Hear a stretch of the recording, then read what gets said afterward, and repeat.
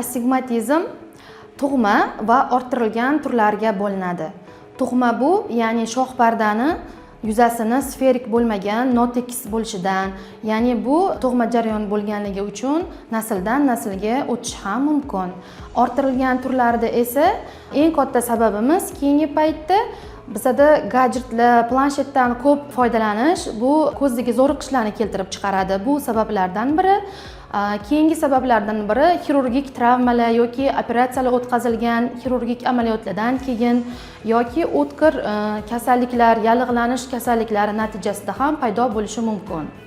Astigmatizmning belgilari ko'rishning xiralashishi, ko'zdagi zo'riqishlar, ko'zning tez-tez charchashi, achishi, qizarishi.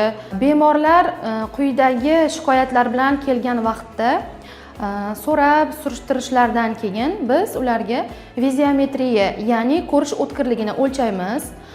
Undan so'ng esa oftokeratometriya, ya'ni nur sindirish qobiliyatini o'lchashimiz kerak. Bundan tashqari oftalmoskopiya, biomikroskopiya usullari, ko'zning UTT tekshiruvi, ya'ni UZI, ko'zda tekshirib, ko'z tubini oftalmoskopiya qilish orqali bu kasallikka aniq tashxis qo'yamiz.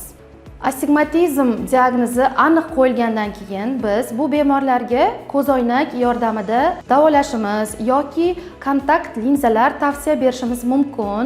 Zamonaviy usullardan yana biri lazik yordamida shox pardani egri-bugurliklarini to'g'irlash amaliyoti. Lekin shox pardani tuzilishidan kelib chiqib, bu amaliyotda qarshi ko'rsatmalar bo'lishi mumkin bo'lsa, yana bir zamonaviy usul bu ko'z ichi fakik linzasi yordamida to'g'irlash mumkin. Bu xirurgik amaliyot yoki davolash hisoblanadi. Men oftalmolog shifokori sifatida onajonlarimizga quyidagi tavsiyalarni berib o'tmoqchi edim. Ya'ni bolajonlarimizni kun tartiblarini o'zingiz nazorat ostiga oling.